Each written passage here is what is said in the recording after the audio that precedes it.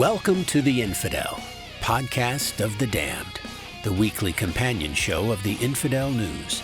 Join us as we discuss this week's religious accounts from an atheist perspective. From Timbuktu to Toledo, from Kathmandu to Canada, from Bangalore to Bangladesh. We deplore, you deride. And here are your hosts, Dave and Nicole. That was just for a placeholder. Okay. All right. Hello? Are we just to go? Yep. Okay. Hello and welcome to show number 39 of the Infidel Podcast of the Damned. I'm your host, atheist and author J. David Core, and with me is my co-host, the incomparable Nicole Simard. Hello, And Nicole. extraordinaire. Extraordinaire. Also joining us today is Eric Adriaans of the Center for Inquiry Canada. Welcome to the show. Thanks a lot. Today is Thursday, November 12th, 2015, and we're going to be discussing the upcoming episodes of the Infidel News, which will run beginning Monday, November 16th, 2015. Today's newsreader is it the Mudbrooker? Yes, it is. Muddy All right. himself. Okay. Show notes for all of our podcasts can be found at infidelpodcast.blogspot.com. And I went out today and got myself one of these very festive Starbucks cups. Did you guys hear about what's going on with Starbucks cups up here in Canada? Oh, yeah. Okay. Oh, yeah. I tell you, it was amazing. I'm in the Starbucks, and they're playing Dolly Parton Hard Candy Christmas on the speakers. They have turkey and stuffing paninis. They have to-go cups that you can buy that say joy on them. There's displays of gift cards with all kind of different, like reindeer and Santa and all this stuff. There's ornaments, Starbucks ornaments that you can buy, but they're pissed off because the cup is just red and green. It makes no sense at all. It was so stupid. Oh, Yes. Yeah, it's not like it's going. But anyway, so Eric, you are with the Center for Inquiry in Canada. That's correct. Yes. And what do you do for them? Well, I'm the National Executive Director for CFI Canada. I joined CFI in March of 2014. CFI would be familiar to folks in the U.S. There is a CFI in the U.S. We're an independent organization registered as a charity here in Canada through the Canada Revenue Agency.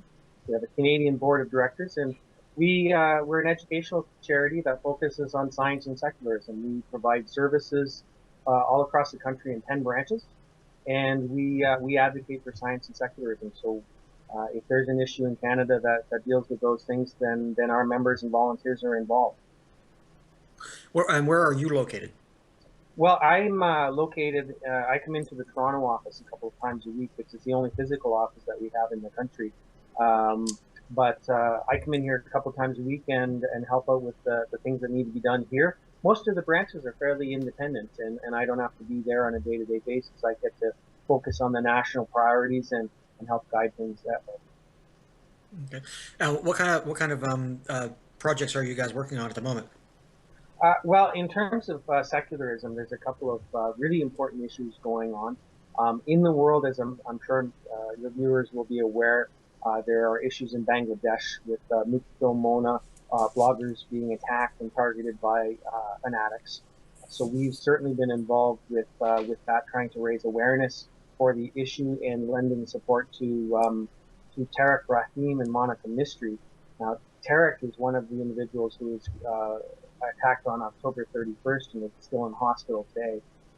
His wife, Monica Mystery, is a Canadian citizen, so we're helping Monica to reach legal support and reach the politicians to request a temporary residency permit to get Tarek to Canada to recover from his injuries. Are you finding resistance from the government? I can't say that there's been resistance, but what we want to make sure is that there are no undue delays. There's no unnecessary roadblocks to the completion of the paperwork. The simple fact is Monica has been a Canadian citizen for several years and needs to walk through the process of completing the paperwork. She and Tarek were married several months ago, and it takes time to complete paperwork, especially if you're in a situation of needing to gather lots of different documents from different sources. So that's what she needs to walk through, And we just want to make sure the Canadian government lends all due assistance in this kind of an urgent crisis situation. Right. So her citizenship she's a naturalized, or is going to be a naturalized Canadian, or is working on being a naturalized Canadian? She is a Canadian citizen, has been for several years, so Okay. there's no concerns with that. She's a permanent resident Canadian citizen and should receive all the same consideration as any other citizen of Canada. Okay, but she wasn't born in Canada. I don't believe so. No, I haven't asked her that question, but I don't believe so. Okay. You okay? You okay, Nicole? Sorry, I swallowed the wrong way. You swallowed a fly? Yes, exactly. But the thing is, Derek's situation is quite dire, though, because he was attacked in an office, and now he's in the hospital, and the day he walks out, they'll probably go after him again. Right. Yeah, the simple fact here is the 4 individuals who were attacked that day, one of them obviously succumbing, dying, Faisal Dupan died that day. Those individuals and their families are still targets for these fanatics. These folks still want to kill those individuals as targeted individuals, and indeed, news that comes to me is that they are actually there are people following family members, and if Tarek is released from hospital, he's obviously still a target now. He's still very much an injured person who has to recover from injuries. There's minimal security in the hospital for him now, but that's the truth. When he's discharged, he faces risks. And indeed, there's 40 to 60 people right now who've been targeted by this same group, and they simply need the world governments to provide a solution. Many of them, about half of them, have managed to flee the country to other locations. They're not necessarily in permanent, safe locations. Many of them risk going back to Bangladesh, and it's been made very clear that if they do go back to Bangladesh, they're still targeted individuals for assassination. And this is political assassination of vulnerable minority group based on religion. We can make no doubt about that. Right. And the government isn't going out of their way in any sense to give them any protection or to go after the people that are responsible. Well, the politics in Bangladesh are very complex, and indeed they're not giving the appropriate levels of support. Bangladesh is an interesting study. It was founded on some secular principles in 1971. A whole lot of history has happened since 1971, and it's complicated history, but it comes down to a push from political Islam oriented individuals who'd like to see Bangladesh be a non-secular country. They're looking for a religious country.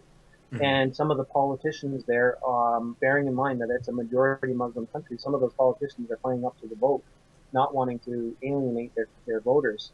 And in those kinds of circumstances, when extremists act like bullies and you give in to what they want, well, bullies tend to push a little bit harder.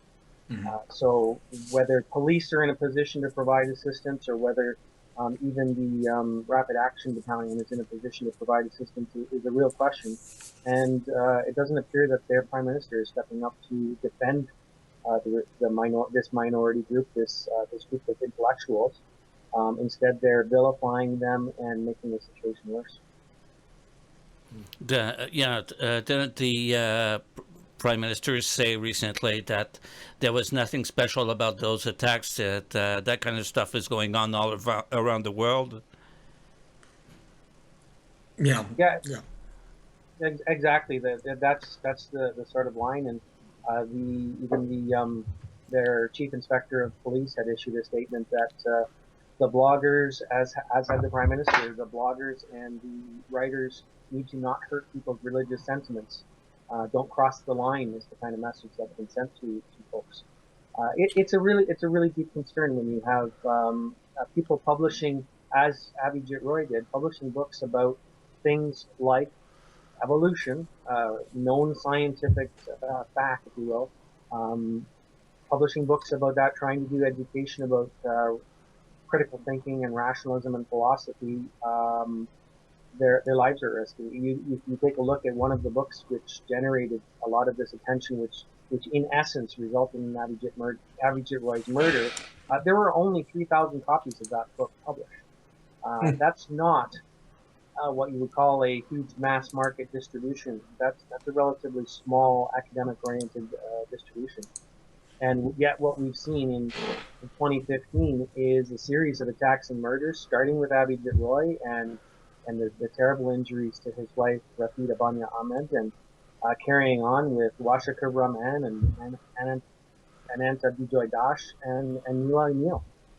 So here you have a series of murders, a series of individuals killed for political and religious sectarian reasons, and a country of 120, almost 130 million people, possibly sliding into some serious sectarian violence. It's quite a concern. Yeah, and the only place they can hide right now is more like India and Nepal, and that's it. Yeah, and even that is if one is knowledgeable about it, those are not permanent solutions. To go to Nepal, it means first of all that they can have a very temporary visitor's permit, and after that they're considered illegal and are subject to fines to stay in the country. In essence, it's not very much different with the India situation. So individuals who have perhaps temporarily escaped to safety to avoid the Bangladeshi attacks, ultimately they need a long-term solution now. Some of these individuals, I understand, have reached out to the UNHCR to apply for refugee status, and that's where we need the international governments to step up, offer a solution for 40 to 60 people and their families, and get them off to safety in what is very clearly, targeting of a vulnerable minority based on their religious status. Well, and CFI is like you said, you're involved with the Canadian aspect of it. Is there going to be any pushback from the Bangladeshi side? Like if they get refugee status, is there any problem with them getting out of Bangladesh? Well, I can't say that the Bangladeshi government would provide a barrier in any way. I wouldn't anticipate that. I would more just simply be concerned that the individuals who need to get to safety obtain their travel documents that they need to get where they need to go. So no, I wouldn't anticipate trouble from the Bangladesh government itself. Okay, so right now these folks are not a threat to the Bangladesh government. And it must be made absolutely clear. These are not people who in any way are going after the Bangladesh government. They're in fact trying to say we want our secular, free kind of government. They want to live the same kind of free life that is enjoyed in Canada, the United States. Right, but they are being. I mean, in a sense, they're being slightly critical of the government in a sense for allowing this to continue. But I mean, it's not like they're not saying, they're not anti-government. They're not trying to get the government deposed or anything like that. They just want their rights to be respected. I understand that, but they are. I mean, it's not like they're not saying, well, this has nothing to do with the government. This is all. You guys need to just understand, you Muslims need to understand that this isn't your place. They're actually, because there's no recourse through that. You have to ask the government for help. Well, as in Canada, academics and scholars need to be able to pursue their studies, talk about the things that they're talking about, and those kinds of things. These are not individuals who are anti-government in Bangladesh or Canada. But let's be clear, if somebody's threatening your life and your government isn't protecting you, right, you should be saying, hey, where's my government protection? Right. Why am I not being helped? Right. And that country, again, was founded on secular principles, and religious minorities should be protected. And in essence, atheist individuals are a form of religious minority, meaning they are not going along with the majority religion. This is a tyranny of extremism and a tyranny of a vast majority religion. And without trying to be any kind of a exaggeration, you have to bear in mind there's a vast majority of that population is Muslim, and they should deserve their freedom of religion just the same as individuals should have freedom from religion. Right.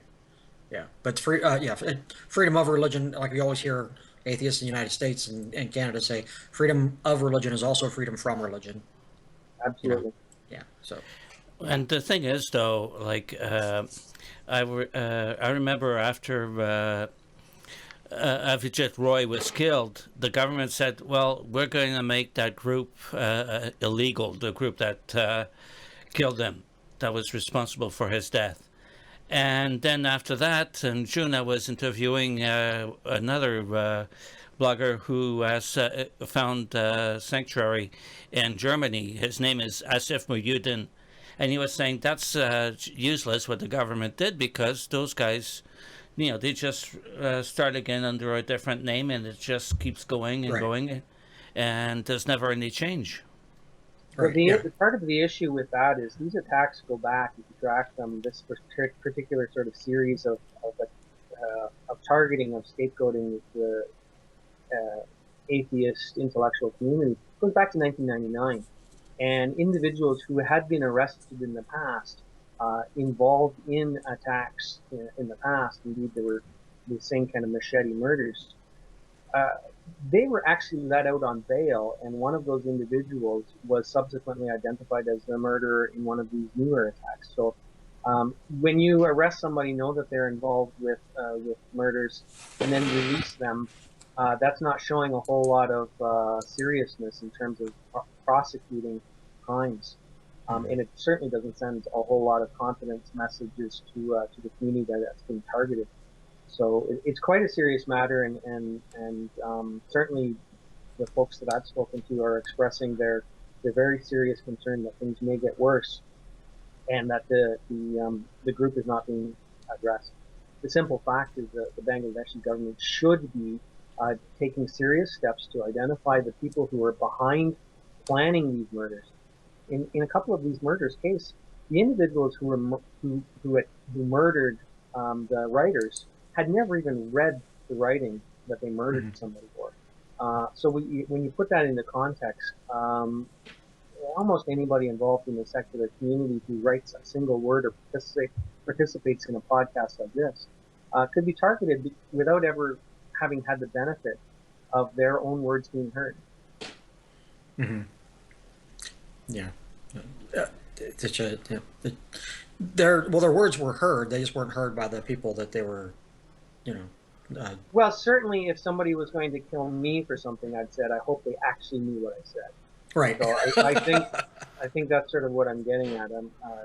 The thing is, there are masterminds behind these things, sending out people to do their bidding because they happen not to like something. And again, this is a political religious targeting, with the secular atheist community being scapegoated for a larger scenario politics. And again, I encourage people to either visit our website or do some reading, listen to Rafida Ahmad Banya's Voltaire address for the British Humanist Association, hear the history, learn about what's going on, and learn how it relates to a country like Canada or the U.S., because it's not so far away as you might like to think.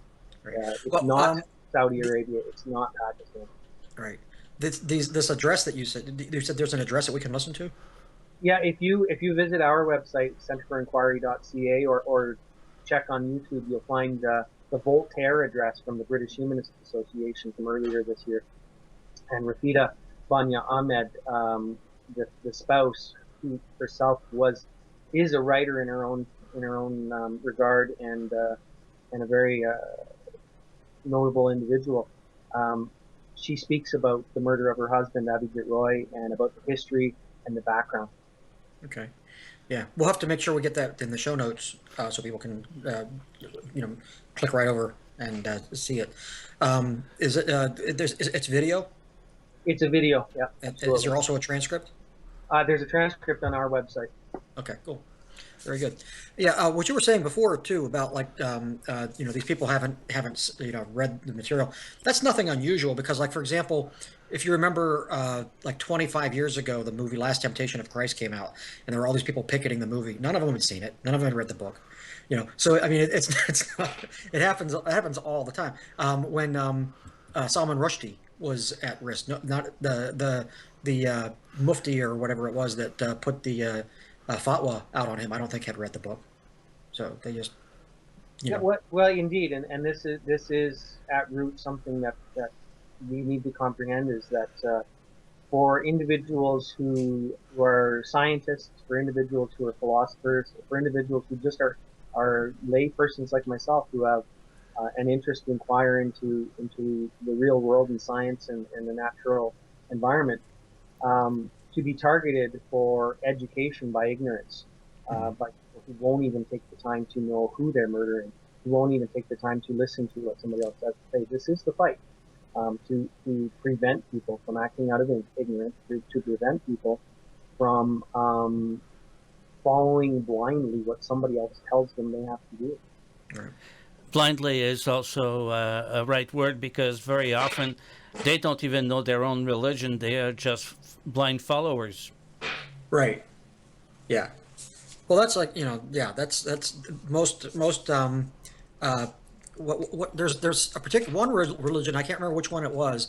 I want to say that it's Hinduism, but most followers of a particular religion are illiterate and haven't read any of the doctrine. Like in the South, there's a lot of illiterate Christians who have never read the Bible, and in the Middle East, there are a lot of illiterate Muslims who have never read the Quran.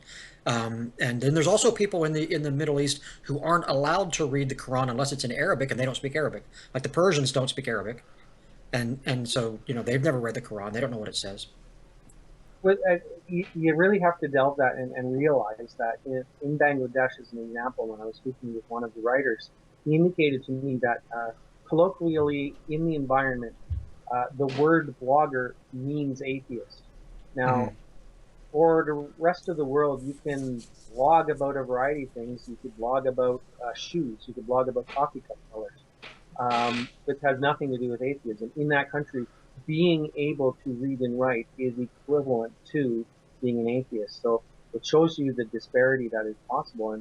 And I also want to hasten to add that I think what we've seen plenty of evidence over the centuries and millennia that all religions are capable of this type of violence. And indeed, a quick Google search or a Google Alerts process, which I have, with the word religious violence or religious intolerance, will bring you many examples of diverse religions doing things.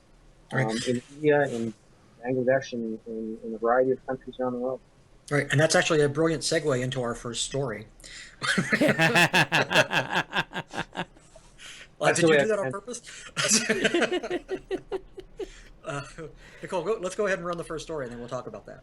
Okay, so you'll have to give me a second.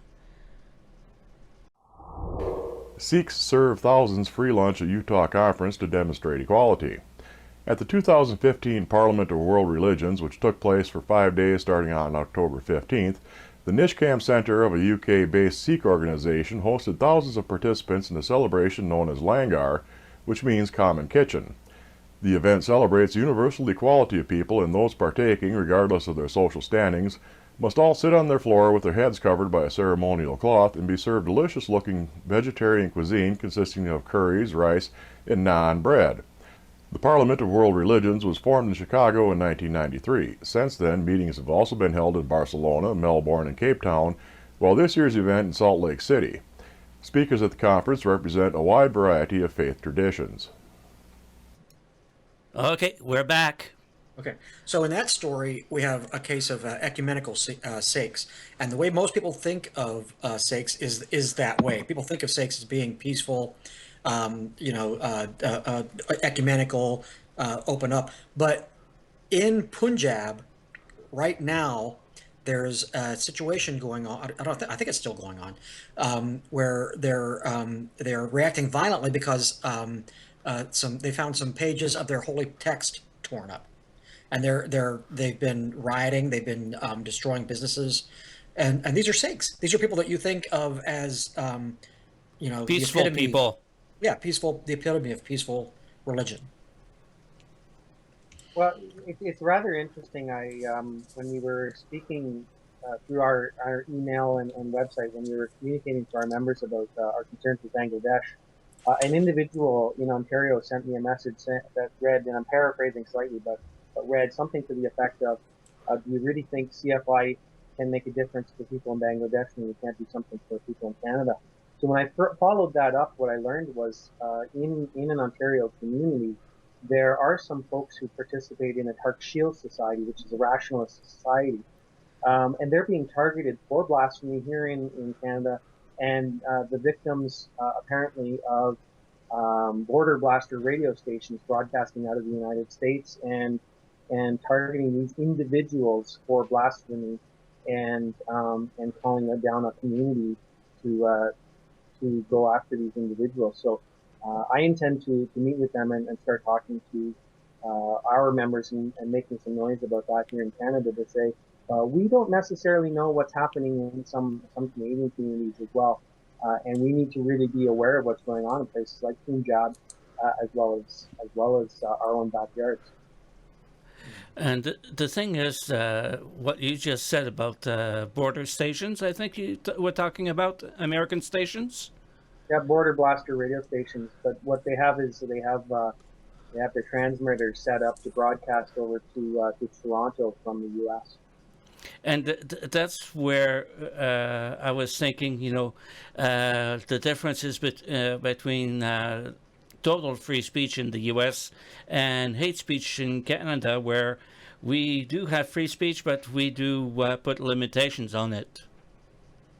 Yeah, there's a lot of nuances in there that I think are needing to be explored. Certainly, if there was a Canadian radio station, you could go to the CRTC and find out what the relevant rules are, and possibly we need to work with some American partners to find out what's happening with the equivalent telecommunications oversight there. I mean, the other detail that comes to mind with this story about the Sikhs is this is fairly common for religious folks to go out and use a public relations forum of that nature to try to make themselves seem as though they're charitably oriented, etc. But you really have to take a look past some of that and find out what else is involved. Mm-hmm. Yeah, there's a lot of Muslim charities that are just actually, and I hate to single out the Muslims in this, like as if that it doesn't happen in other cases, but it really is a lot of. There's like Jewish ones that do it too, but there's a lot of Muslim charities that are fronts for ways to funnel money to Hezbollah and other terrorist organizations. They're not necessarily everybody involved knows that that's what's going on, but it does happen. Well, it's also very much a known thing in Canada that the major opposition to human rights advances, even in Canada, comes from religious groups. And in Canada right now, dying death with dignity or physician-assisted death is a major issue, and the major opposition to that comes from a religious community who are digging in and trying to prevent other people from having their human rights. And this is a law that's been struck down by the Supreme Court of Canada. The federal government of Canada is now obligated to generate some legislation to comply with that decision. And here are religious communities attempting to control how people live. So certainly, Wanda Morris from Dying with Dignity, executive director there, is trying to get people to recognize that decisions will be made in the next 12 to 18 months, which either enable Canadians to have the rights that they deserve or not. And you have a very small minority of people in religious communities, because even the religious communities want this right. A very small minority of fundamentalists and fanatics from a variety of organizations. They want to prevent this from going ahead for their own dogmatic reasons. And so whether they're funneling funds to other countries for nefarious purposes, or whether they're using them here in our own country, we really need to be concerned about religious individuals who are taking an inordinate and unacceptable level of influence in Canadian and American laws. Right. Yeah. Let's go ahead and take a look at the second story. The second story is going to talk about something that's a little bit less significant, but it's going to compare. It's going to be a good comparison between the Canadian and the American systems. Okay, 1 second. Hats off. Pastafarians are members of the Church of the Flying Spaghetti Monster, a pseudo-religion which purposefully challenges mainstream religious privilege through mockery of their practices, have successfully used the courts in the United States to subvert the religious head coverings rule for driver's license photos in several states.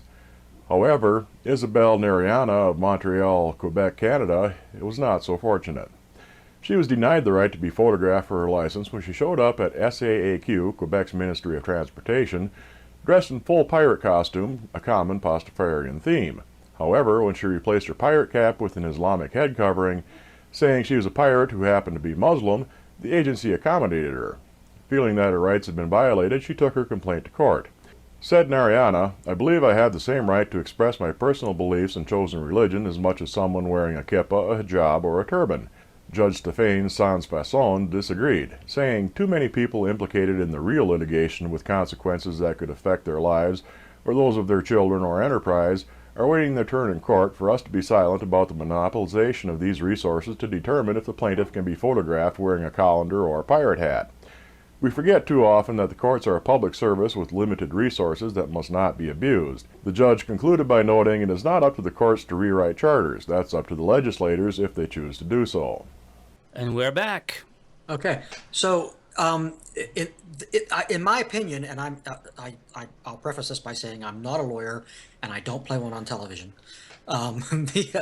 In my opinion, the judge was both right and wrong in that last part there, where he says it's not up to the courts to rewrite charters, it's up to legislators if they choose to do so. If she was asking for an addition to the charter rights, then he would be right. He would be accurate. But she's not really asking for an addition. She's asking for them to enforce a law that's already the law, which is they make religious accommodations for head coverings. And she was coming in as a Pastafarian and saying, I want the religious accommodations to my head coverings. And she was denied her right by the Canadian equivalent of the DMV, the SAQQ or something, whatever it's called. That's it. Provincial in Quebec. Yeah. Right. So yeah, she does have the legal right in Canada already in the charter to exercise a religious exemption.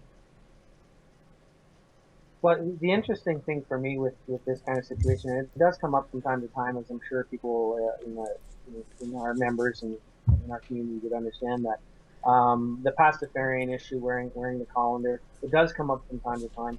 And I'll say I'm not a fan of frivolous litigation. I'm not a fan of frivolous point-making legislation, and rather tackle something head on. The judge clearly is absolutely correct that it's not up to the judge to rewrite the charter. That is up to the legislators. And if enough people went to the politicians to make their positions known, I think that the politicians would be responsive. The simple fact is people don't go to the politicians, write their letters to their MPs or their MPPs and say, here's what I want.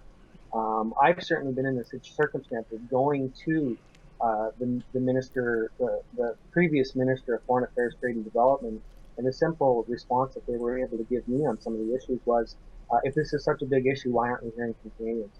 So before we engage frivolous litigation and engage cynical tactics, we should be engaging the actual political system and letting our politicians know how we feel about these things frequently and urgently. Right. There are employees we have to bear in mind. But with the latest ruling from the Canadian Supreme Court regarding the woman in Mississauga who wanted the right to wear the burqa, and she won, does that help with people who want to wear the colander? I doubt it. If we're honest, I doubt it's going to do a whole lot. And to be quite honest, I'm not worried about people who want to wear a niqab, a burqa, or a hijab, or any other event. People should be allowed to wear what they want to wear, including a pirate hat. including a pirate hat. I mean, if you really want to dig those kinds of situations, and the Supreme Court is talking about a ceremony and not a picture, and those are really two different things. One of the questions or a couple of the questions I would put out there on this is, first of all, in context of a ceremony, do we really need ceremonies at this point? If identification of individuals is established in separate situations, do you really need a ceremony where people recite the words? Does a judge really need to sit there and watch people recite words? Is that the way it works? Is that a reasonable answer in 2015? And the other question I would put in terms of this whole headgear thing, because there was another circumstance of a Canadian woman in Western Canada who was requested to remove her Canadian baseball cap when she attended a citizenship ceremony. The real question would be, in what way does removing headgear show respect to the court? What is it about removing your headgear that signifies you've got more respect for the court than if you didn't? Right, and they wouldn't ask her to remove religious headgear. Well, no, that's the point. They haven't asked people to do that, except in one notable circumstance in Quebec where a judge did that. So I'm not sure what it is that wearing a hat or not wearing a hat signifies to a judge that says that I take what their rulings are more seriously or less seriously. So there's some basic questions there. But again, I maintain that if Canadians and people take this seriously, then they should also be taking seriously the responsibility of their elected officials to give them explanations in the natural laws they want. If we want the ability to wear whatever headgear we want, whether it's a colander or something else, then we should be making a point of writing that and not engaging in frivolous legislation that frankly, is going to be disregarded. Yeah, but see, I'm still confused by this because it seems to me that I don't know what the charter says, what the language is, but if the charter says that there are religious exemptions, then what's happened in this particular case is that a government employee has decided that the exemption doesn't apply to Pastafarianism. Because unless the charter specifies Muslims can wear burqas and hijabs and Jews can wear yarmulkes and that's it, if that's what the charter says. But if the charter just says religious exemption, then somebody's arbitrarily deciding what a religious exemption is. Yeah, I do follow you on that, but on the other side, I think we have to give credit to the legislators and to the judiciary to say, particularly the judiciary to say, so is this an earnest intent from the individual, or is this actually a bid for attention and a cynical point-proving situation? I've met lots of people who talk about Pastafarianism, and I don't certainly take them at their word that they perceive that as a genuine religious perspective. Whether I agree with other religious perspectives or not is really not the point. I think you sort of have to take a look at that and say, have we exhausted our other avenues? And I don't know that we have. Maybe we have, but I don't know that we haven't. And I would again go back to say, people need to hold their MPs accountable. People need to get in there and have those conversations and keep having them until the decision is the way it needs to be. And make the points that you're making to me, make those points to the people who really need to hear it, which is the legislators. And but there's one thing also in Canada that's different from the U.S. is that atheism or Pastafarianism has not been recognized as a religion in court. In the U.S., atheism has been recognized as a religion, but not here in Canada. Right. Yeah, and in the United States, there have been several cases where people have gone to their driver's license picture session with a colander on their head and been denied the right to wear it and fought it in court. Not in front of they didn't go to the legislators. They went to the courts, and the court said that we have exemptions for religious practice. Atheism is a religion. This is their practice, and there's in the like what you were saying before about whether it's in earnest or not. Obviously, Pastafarians and colanders is not earnest. It is a mockery of religion. And that's the purpose of it.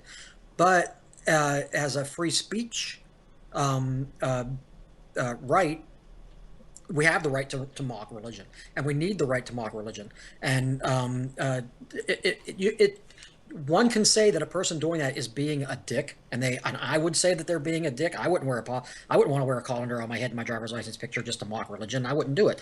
But if somebody wants to do it, then the petty little clerk has no right to pull a what's her name, like the woman who wouldn't give marriage licenses. It's the same kind of pettiness. It's the clerk saying, I don't interpret the law the way you do, and so I'm going to make a ruling. And like, cops don't have the right to make laws. Clerks don't have the right to make laws. Judges get to interpret laws. And in this particular case, she went to the court. I think rightly. I really do. I think rightly. I don't think it was frivolous, in the sense that, I mean, in overall, yeah, it's frivolous. But asking the court to make a decision on this, as it affects other people, to set precedent, is not frivolous. No, I follow you in terms of free speech, and obviously agree that the right to criticize and the right to mock is essential. But I think you really have to look at these things legally, as Nicole said. Legally, there's a standing in there's human rights decisions through human rights tribunals in Canada about atheism or secularism being a creed. So there are decisions around those kinds of things. When you're taking a driver's license photograph, you're not engaging freedom of speech. You're creating an identification. Yeah. So I'm sure the way the law is looking at it, I'm not a lawyer either, but when the law is looking at it, they're saying, so the purpose of taking this picture is for the purposes of identification, it's not for the purposes of freedom of speech. And I would say, right. Again, but they allow burkas. But that's where the religious accommodation comes in, and it's not a matter of freedom of speech. It's a matter of religious accommodation. So they are distinct issues, and I would say let's, as a group of intelligent, serious individuals, let's tackle these issues head on. Let's not go for the frivolous easy. Yeah. Okay. Our next story, again, is a story about a situation in Canada, and it's a little bit more of a significant issue than it's a religious accommodation issue. It's a free speech issue, but it's a little bit more significant than a pirate hat. So let's take a look at that. Kneel before the majority. Jenny Blaine is a parent whose daughter is a sixth grader at Busby Elementary in the Pembina Hills division of just north of Edmonton, Alberta, Canada. The children in Busby recite the Lord's Prayer at the beginning of every school day under the direction of the school's administration, and have done so for years. This fall, Blaine challenged the practice, and a public meeting was convened to decide whether the practice should continue. Those in attendance voted 30-3 in favor of keeping the tradition. Under provincial law, there is no prohibition against non-secular school prayer. Blaine chose not to attend the meeting, both out of fear for her family's safety and because she didn't feel that a majority vote was the proper course of determining the rights of others. In comments to the press, Blaine explained her objection to the school-led prayer by noting that the practice makes us all bow to the Christians. It says that we all have to take time out of our day to acknowledge how important they are. Following the popular vote, trustees of the Pembina Hills District held their October meeting on the 7th of the month and voted 6-1 in favor of continuing the practice. And we're back. Okay.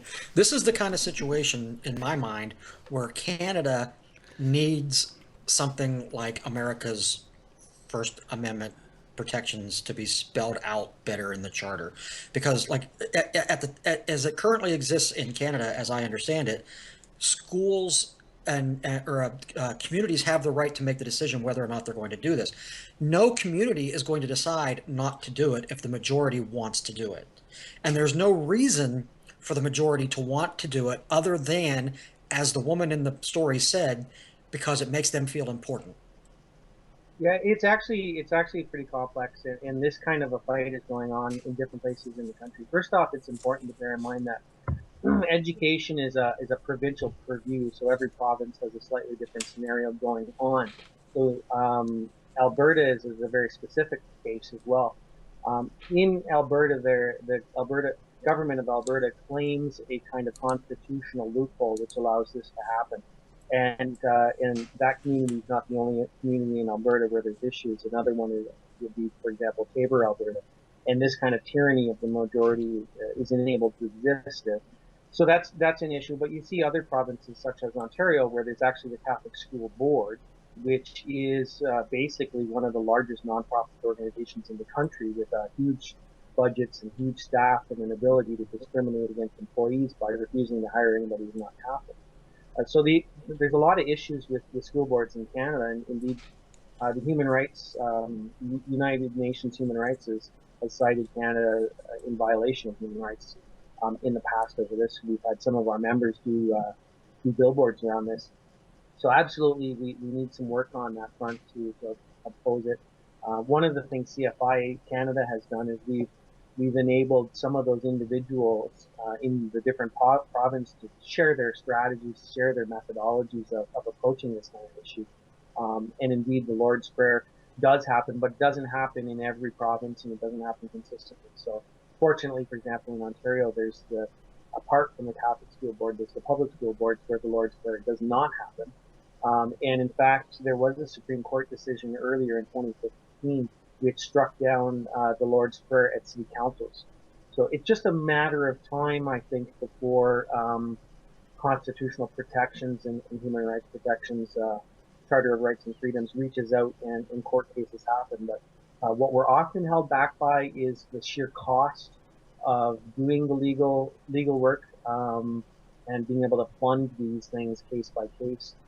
Ironically, with when the decision happened around the Lord's Prayer at city councils, when that was struck down, media reached out to me, and one member of the media said that the mayor of Calgary had said that he was worried that we wouldn't be allowed to play the national anthem at hockey games, at NHL hockey games, and I basically dismissed that as really a frivolous and irrelevant comment.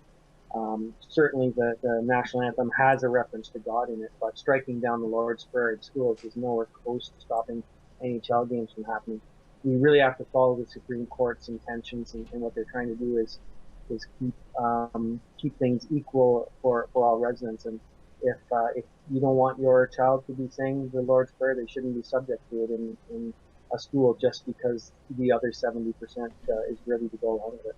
Right. In that particular story, we didn't mention it in the broadcast because we only have so much time. But in that particular story, the school makes separate but equal accommodations. Well, yeah, and part of the issue that I know parents have talked to school boards about is that there's some pretty significant consequences to sometimes centering people out, and particularly children, and creating those kinds of circumstances. The fact is, and unfortunately they do know it, the fact is that it does violate people's rights. It shouldn't be continued, and as is typical, as is with other examples we've talked to, a very small minority of people who have influence are managing to have undue effect on everybody else. Mm-hmm. Yeah, like in that particular case, they went to the school board meeting, and they just showed up in mass, and they said, "Let's take a vote." Well, you don't vote on rights. If everybody voted on rights, then the majority would always have the rights. So if there's more skinny people, then the right for wheelchair access would be denied to heavy people. Right. So you can't vote on rights. You just rights have to be considered and litigated and legislated. Well, exactly, and much of human rights law is based on protecting minorities from majorities. That's a well-known phenomenon that we have to reach out, make sure that minority individuals are protected from the tyrannous masses. So you could take another example of Manitoba.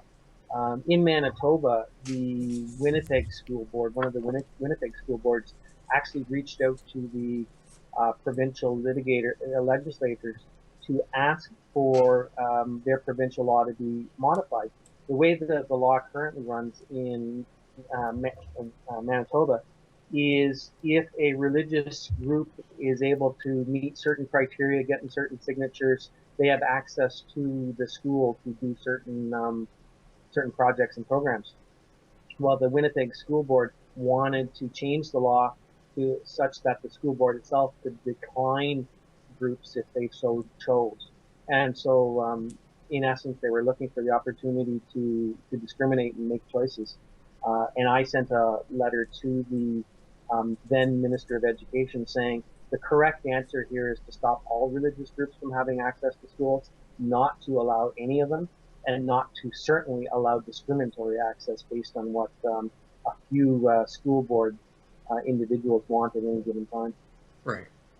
Yeah, that's just silliness. That's just like the kind of that in the United States there was a parallel where the one church was showing up and handing out flyers. So the Satanists, who are actually atheists, demanded equal access, and so the school board said, "Well, we don't want you to have access, so nobody gets access." But because they didn't have the right to discriminate, they didn't have the right to say, "No, we're not going to let you, but we are going to let them." So when exactly as soon as you give them the right to discriminate, they will discriminate. That's exactly what happens. Yeah, they absolutely will. We had a similar case in Chilliwack, BC, where historically there was lots of evidence of the school board enabling the distribution of Gideon Bibles. So Centre for Inquiry Canada sent the school board a letter within their policy and within their framework requesting to distribute Richard Dawkins' The Magic of Reality. And that was declined without any significant real evidence as to why it was declined. And that documentation is all on our website. And at the end of the day, I was able to say, that Richard Dawkins' Magic of Reality meets the curriculum for that grade. Science book that teaches critical thinking and actually does it better than some of the material that they're already using. But it was dismissed out of hand because it would have been controversial. And there are claims locally that they're not distributing the Gideon Bible, but there's also media coverage that seems to contradict that. So, if folks are given an opportunity to impose their views on others, sometimes they do, and I think the evidence is with religious individuals they're particularly motivated to do. All right. So, Nicole, do you have a Christian Glitches this week? Oh, yes, I do. And I have a winner. Okay. It's a new guy this time. Somebody I discovered last week. His name is Kevin Swanson. I don't know if you've ever heard of him. He organized a conference and he managed to have some Republican candidates to come and speak over there. It was quite, Ted Cruz was there. The guy, he almost puts Brian Fisher to shame. I'm telling you, he's quite something. So just give me a second. Sackcloth and ashes. I was thinking, there are parents, and this is not a funny thing, there are families and we're talking Christian families, pastors' families, elders' families, in good godly churches. Their sons are rebelling, hanging out with homosexuals and getting married, and the parents are invited. What would you do if that was the case? Here's what I would do. Sackcloth and ashes at the entrance to the church, and I'd sit in cow manure, and I'd spread it all over my body. That's what I would do. And I'm not kidding. I'm not laughing. I'm grieving. I'm mourning. I'm pointing out the problem. It's not a gay time. These are the people with the sores, the gaping sores, the sores that are pussy and gross, and people are coming in and carving happy faces on the sores. That's not a nice thing to do. Don't you dare carve happy faces on open pussy sores. Don't you ever do that. Don't you ever do that. I tell you, don't do it. Sackcloth and ashes. This is what America needs. America needs to hear the message. We are messed up.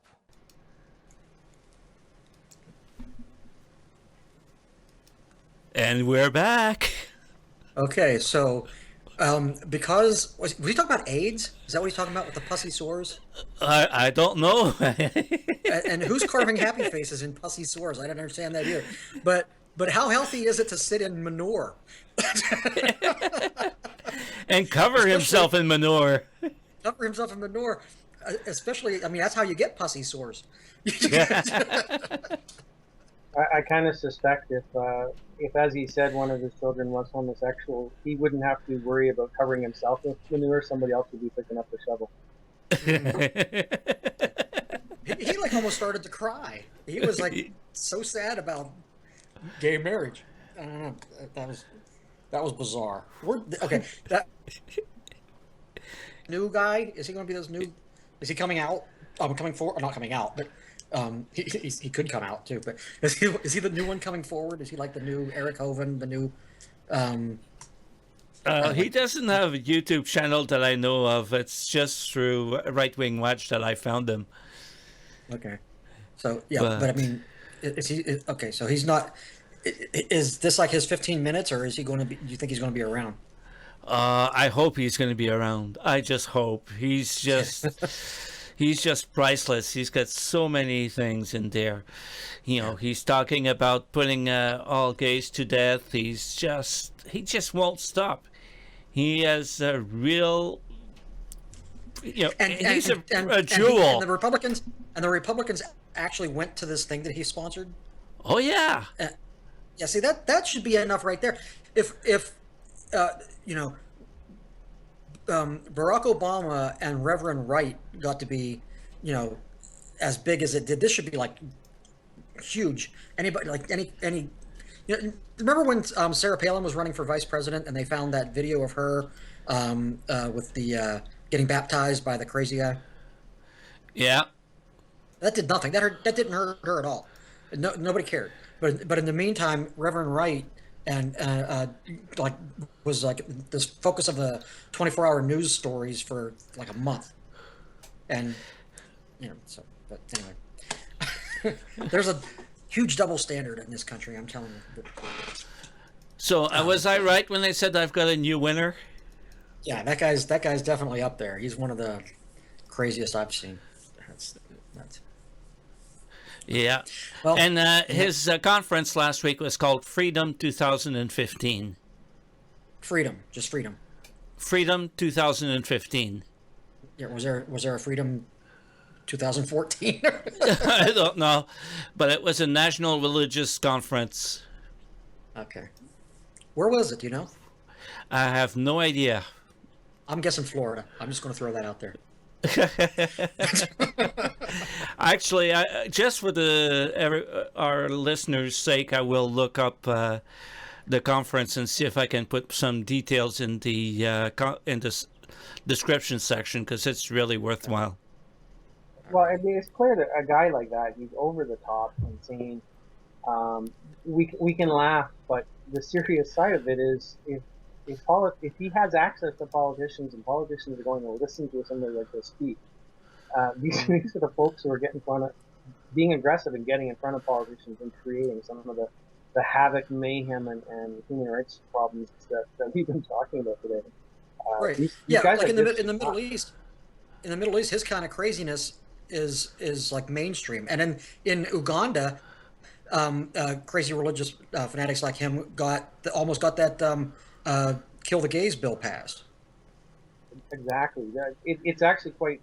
It's over the top crazy, but the fact is that there are people who are listening to something like that, and that ought to be a serious wake up, and really inspire people to get out there and make sure that they're drowning stuff like that out. Vigilance. Yes, but one thing that gives me a bit of hope is that I heard that there was a recent poll in the U.S. where they showed that the Tea Partiers were going down, and they were like something like 13% only of of people who were thinking they were important. So I'm hoping that it's we just have a bad crop right now, and they'll be out after the next elections. But at the same time, it's the Tea Party that forced Boehner out of Speaker of the House and put Paul Ryan in. And Paul Ryan, is a Tea Partier. He presents well, but he's a Tea Partier. He's got the crazy. Oh yeah, he does. Yeah. So, and he's third in line for the presidency. scary. Yeah.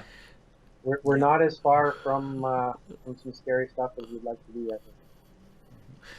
Well, at least we got rid of a bunch of crazies here in Canada. Yeah, you guys are doing gangbusters up there. I'm serious. I'm serious as a heartbeat, Nicole. If you have a spare room, if the Republicans win, I'm coming. Well, I was reading that even India does not have as many Sikh ministers in their government as we do in Canada. Even India. Really? Yeah. That's quite something. Right, and also getting back on that just for a second, I just want to throw in one thing. It was the Sikhs that killed Indira Gandhi. Yep, because she was, like they were bodyguards of hers, but they did, and the reason they did it is because she helped, or she pushed, or she was in favor of a huge crime attack on their sacred temple, I think. Mm-hmm. Do you remember more I don't details? think she was in favor of it. She just didn't do anything about it. Do you remember anything, Eric? I don't remember the details of that, although it does call to mind the similar case of a government minister named Bhatti in Pakistan who was speaking out in defense of Asha Bibi, who was killed by his bodyguards. The Indian subcontinent, there's a lot of countries there with a lot of people and a lot of religious fundamentalism, extremism, and sectarian violence going on of a variety of stripes. And I think we really need to think about what's going on there, what's going on with secularism, what do they mean when they say secularism, because it doesn't necessarily mean the same thing in India as it does here, and what are we doing to monitor it, because we have to also bear in mind that as in the United States, there's a lot of Canadians who maintain connections to other parts of the world. They're following what's going on in other parts of the world. It's part of their cultural background. And there's a lot of people who've left some of that behind them and want to see Canada continue to be a safe haven, to continue to be a diversity-loving and embracing kind of society. And the more we can do to encourage that, the more we can do to support freedom of speech, to support freedom of and from religion, the better off that we're all going to be, because human rights protect us all and secularism protects us all. Right. Yeah. And it can change. It can change faster than people think, because if you look at France and Germany, you had, after World War II, you had a lot of people in Germany, really apologetic about it, really welcoming of strangers, and now they're getting kind of xenophobic in Germany. But but the law is protecting against xenophobia, while in France it's the opposite. France is becoming more and more xenophobic, and the government that they keep electing is supportive of the xenophobia. So it can change just with a vote. It can change with one election, just like that, depending on who's in power. Yeah. Absolutely. And the answer to diversity is not intolerance. So it's important that the people who are rational, the people who are critical thinkers and educated and able to understand the history, both of the cultures as well as the religions and these kinds of things, people who know what the Enlightenment means, get out there and participate, and get out there and make sure that we protect what we've achieved. And I was going to say that the advantage of being the producer of this show and having access to a computer system that has multiple screens, I was able to look up the assassination of Indira Gandhi, and it was in the aftermath of what they called Operation Blue Star. That's when the Indian Army attacked the Golden Temple. That's the main Sikh temple, and it was heavily damaged. And so she was responsible for that because the army followed her instructions. So that's why they attacked her. That's why they killed her. Okay. All right. Okay. So, Eric, you're the CFIC, is that what it is? Or CCFI? CFIC. CFIC. CFIC has a website, which is, do you want to tell us what that is? Centerforinquiry.ca. Okay. And And that's where people can center, go to. if you look carefully behind Eric, you will see how center. No, the other way. You'll see exactly how center is spelled, the right way. Okay, it's the right way. Okay. So Center for Inquiry Canada. We're going to have the link, of course, in the description and on the show notes page, and we'll also link a couple of the stories about Bangladesh that CFI has put out. Do you have any other any kind of media presence or social media presence that you want to let people know about? We do have a Facebook page and Twitter, which is managed by volunteers who constantly circulate information about Center for Inquiry Canada, so we can provide that. And I just encourage people to sign up for email updates for what's going on with our organization as well. Okay. And if somebody wanted to become involved, would they be able to do that? Yes, absolutely. This is a volunteer-driven organization.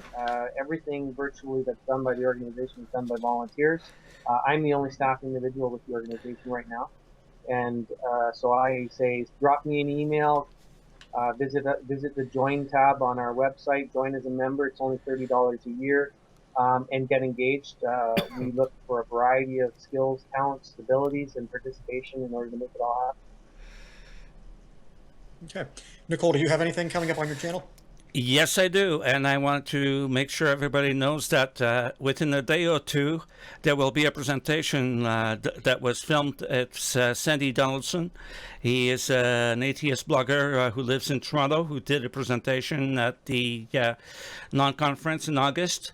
I'm going to have his presentation on my channel within a day or two. And most importantly, next week, next Wednesday or Thursday, I will have a presentation that was done by Ensaf Haidar.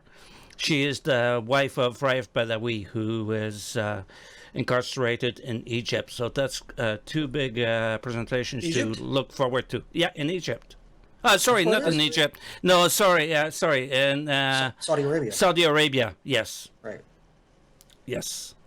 And so far, they haven't started hitting him with. They haven't started the whipping him again? No, they Because they were haven't. going to last week. They haven't started. Yes, and she posted to say that luckily he hadn't been hit yet. Okay. So people look forward to her presentation. That's really interesting. Okay. And I have nothing new coming out. I still have my latest release is still brand new up on all of the sites. It's my noir collection. 8 Tales of Noir is still available for purchase. In December, I'm going to be putting up on Amazon only. I'm going to be taking down all of my books from every site except for Amazon, so that I can go into what Amazon calls Select, where they have like free promotions and stuff like that that you can use, and it's a 3-month period. So my books will only be available on Amazon around Christmas time. So if you want a copy and you have a Nook, you better get it now, or a Kobo.